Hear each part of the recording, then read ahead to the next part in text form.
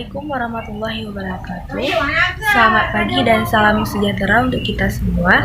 Di sini kami dari kelompok 9 akan membahas sedikit mengenai teori keunikan individual Gordon Allport untuk memenuhi tugas mata kuliah psikologi kepribadian dengan dosen pengampu Ibu Nur Afni Safarina, SPC MPC. Sebelumnya perkenalkan, nama saya Inatun Nafis dan rekan-rekan saya yaitu yang pertama ada Desa Akila, yang kedua ada Dea Eliana. Nah, yang pertama ada biografi Gordon Allport. Allport memiliki nama asli yaitu Gordon William Allport. Ia lahir pada tanggal 11 November 1897 di Montezuma, Indiana, Amerika.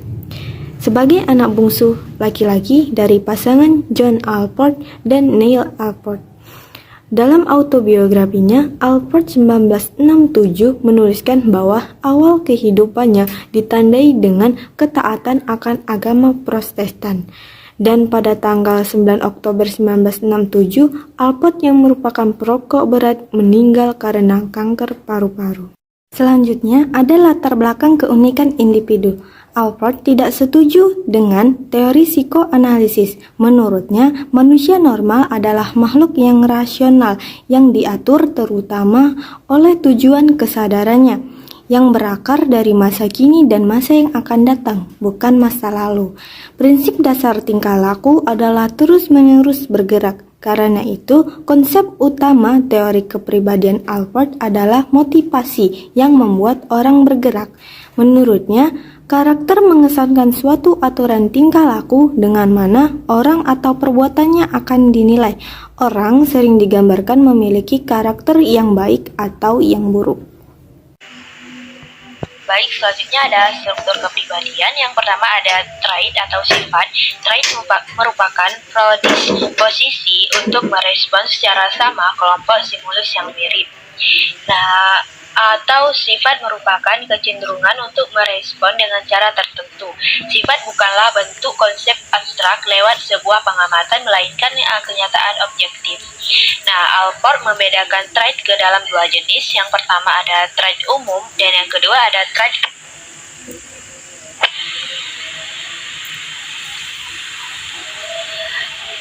trait umum merupakan sifat-sifat yang dimiliki bersama oleh orang banyak, dipakai untuk membandingkan orang dari latar belakang yang berbeda. Asumsi yang mendasari adalah persamaan evolusi dan pengaruh sosial.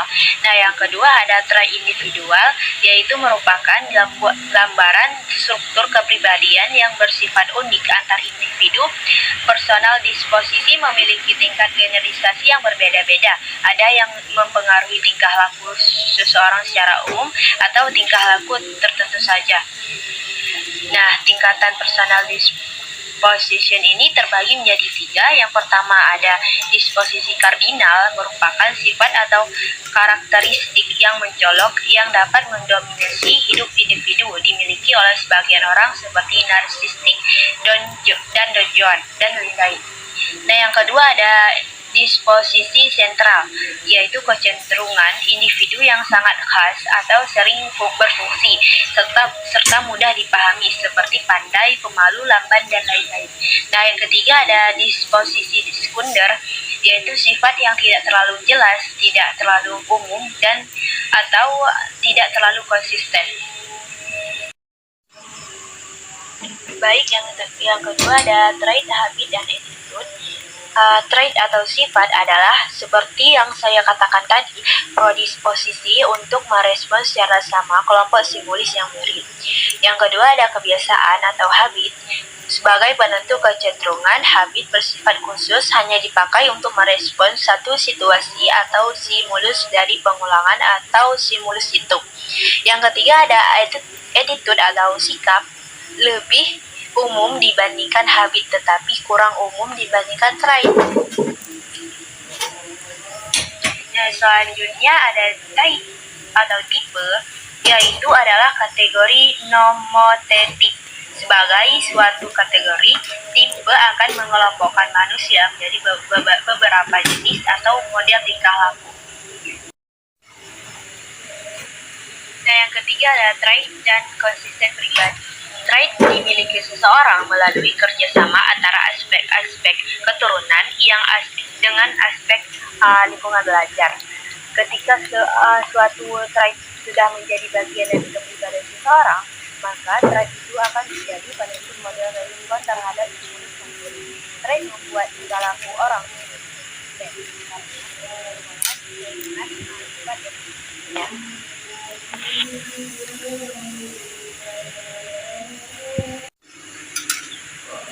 Yang keempat ada proprium. Proprium merupakan aspek kepribadian yang dikenal dengan nama lain yaitu self atau ego. Proprium adalah sesuatu yang dapat kita sadari dengan segera, sesuatu yang dipikirkan individu sebagai bagian yang hangat, sentral, dan privat dari kehidupan individu, sehingga menjadi inti dari kehidupan. Pengertian proprium ini mencakup semua aspek kepribadian yang menimbulkan perbedaan kehidupan emosional antar individu, membuat kehidupan diri menjadi terpisah dengan orang lain, dan menciptakan unitas dari persepsi, sikap, dan tujuan hidup seseorang. Selanjutnya, perkembangan kepribadian Gordon Allport. Yang pertama ada perkembangan masa bayi. Allport memandang bayi yang baru lahir sebagai makhluk hereditas, primitive drive, dan refleks behavior. Bayi tidak mempunyai kepribadian. Bayi membawa potensi tertentu seperti fisik dan temperamen.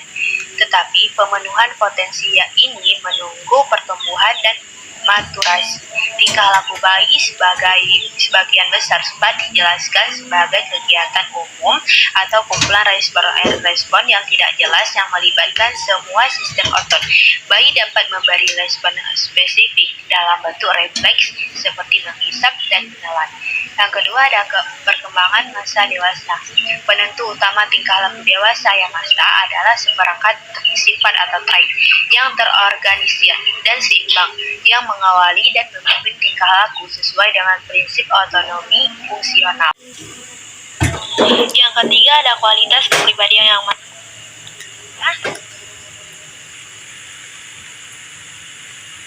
diri, yang artinya kemampuan untuk berpartisipasi dengan menyukai rentang aktivitas yang luas.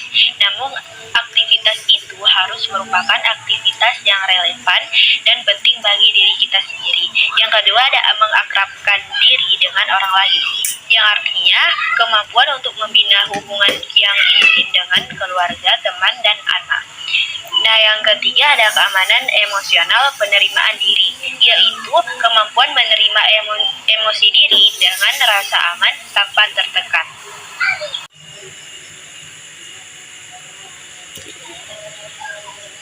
Selanjutnya ada persepsi keterampilan tugas yang realistis, yaitu kemampuan memandang orang, objek, dan situasi seperti apa adanya. Kemampuan dan minat memecahkan masalah, memiliki keterampilan yang cukup untuk menyelesaikan tugas yang dipilihnya, dapat memenuhi kebutuhan ekonomi kehidupan tanpa rasa panik, rendah diri, dan tingkah laku destruktif lainnya. Dan yang selanjutnya ada objektivitas diri atau insight dan humor, kemampuan untuk memandang secara objektif diri sendiri dan orang lain. Nah, yang terakhir ada menyatukan filsafat hidup, yaitu keharusan ada latar belakang alur keseriusan yang lengkap yang memberi tujuan dan memberi makna kepada apapun yang dilakukan orang. Assalamualaikum warahmatullahi wabarakatuh. Jadi sini saya akan menjelaskan motivasi dalam teori Allport. Yang pertama ada otonomi fungsional. Dalam otonomi fungsional ini terbagi dua. Pertama ada otonomi fungsional yang bersifat memelihara. Otonomi ini ditemukan pada hewan dan manusia serta didasari oleh prinsip neurologis yang sederhana. Contohnya, seekor tikus belajar berlari, bahkan setelah itu tikus itu merasa puas. Mengapa tikus itu berlari? Allport mengatakan tikus tersebut terus berlari karena senang melakukan hal tersebut. Yang kedua ada otonomi fungsional yang bersifat sentral, seperti minat yang dipelajari, nilai-nilai, sentimen, tujuan, motif pokok, disposisi pribadi, gambaran diri, dan gaya hidup. Contohnya, seorang wanita menerima suatu pekerjaan karena membutuhkan uang. Awalnya, pekerjaan itu tidak menarik, akan tetapi setelah beberapa tahun ia mulai mengembangkan suatu minat yang mendalam terhadap pekerjaan tersebut. Yang kedua ada tingkah laku yang bukan otonomi fungsional. Tingkah laku yang muncul dari dorongan biologis seperti makan, minum, dan lain-lain. Selanjutnya ada refleks seperti mengedip, mengangkat, dan sebagainya. Peralatan konstitusi, kecerdasan, bentuk tubuh, temperamen, dan kesehatan. Beberapa habit termasuk otonomi fungsional, lainnya tidak ada motivasi sama sekali. Tingkah laku yang tergantung kepada penguat primer, motif yang terkait langsung dengan usaha mereduksi dorongan dasar, tingkah laku non-produktif seperti kompulsi, fiksasi, dan regresi, sublimasi, kalau motif yang asli disublimasikan ke motif yang lain. Yang selanjutnya ada prinsip-prinsip otonomi appropriate, yaitu mengorganisir tingkat energi. Prinsip ini tidak menjelaskan bagaimana motif berkembang atau tertransformasi dari motif yang mendahuluinya. Penguasaan dan kompetensi, otonomi appropriate mendorong orang mencapai tingkat tertinggi dalam memuaskan motifnya. Yang selanjutnya ada pola appropriate, motif-motif appropriate tidak terpisah satu sama lain. Yang keempat ada hubungan antara otonomi fungsional dengan masa lalu. Proprium tempat beradanya motivasi dan otonomi fungsional adalah fenomena yang berkembang, sehingga mengesankan motivasi juga berhubungan dengan masa lalu. Yang kelima ada motivasi sadar dan tak sadar. Orang dewasa yang sehat umumnya sadar terhadap apa yang mereka kerjakan dan alasan mengapa mereka melakukannya. Namun Alport tidak mengabaikan eksistensi bahkan pentingnya proses tak sadar. Dia mengenali kenyataan adanya motivasi yang didorong oleh impuls pada masa anak-anak dan dorongan sublimasi. Baik, selanjutnya kita masuk ke analisis kasus. Dunia olahraga terguncang oleh kasus pedofilia setelah 2 orang mantan atlet basket putra membuka kasus pelecehan seksual yang mereka alami kepada stasiun televisi ESPN. Tertuduh dalam kasus pedofilia ini adalah Presiden Persatuan Atletik Amatir, yaitu Robert Dood. Pedofilia adalah parafilia yang melibatkan ketertarikan abnormal terhadap anak-anak. Parafilia tersendiri berarti gangguan yang ditandai oleh dorongan seksual intens berulang serta fantasi seksual yang umumnya melibatkan anak-anak. Pada kasus ini, kekerasan seksual terhadap anak berdasarkan aspek psikologi kepribadian. Pedofilia sering terjadi akibat pengalaman masa lalu. Dapat dikatakan tersangka melakukan pedofil terhadap anak-anak, ada kemungkinan pada masa lalunya ia pernah menjadi korban tersangka pedofilia ketika Robert ini masih kecil. Kemudian perilaku tersebut muncul kembali ketika ia telah dewasa. Secara otomatis Robert akan melakukan perilaku peniruan atau modeling berdasarkan dengan pengalaman yang telah ia alami. Selanjutnya kita masuk ke aplikasi teori Alport. Yang pertama ada pendekatan morfogenik. Ada 11 metode yang menurut Alport memenuhi legitimasi validitas dan reliabilitas. Semuanya mengacu pada metode utama ilmu pengetahuan, yakni pengetahuan diikuti dengan interpretasi.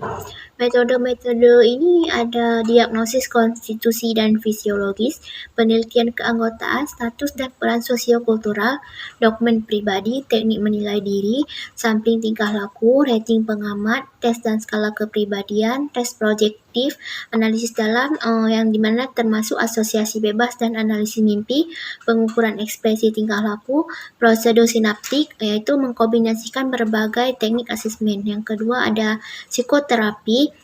Semua orang membutuhkan keamanan dan perlindungan, dan kekurangan cinta dan kasih sayang dapat berdampak buruk dan berjangka lama terhadap pertumbuhan. Untuk mengatasi kekurangan itu, Alport pendapat orang dapat merasa diterima dan dikehendaki oleh terapis, keluarga, dan masyarakatnya. Orang harus merasa dicintai dan belajar mencintai. Menurutnya, bentuk terbaik dari terapi adalah memberi cinta dan menerima cinta.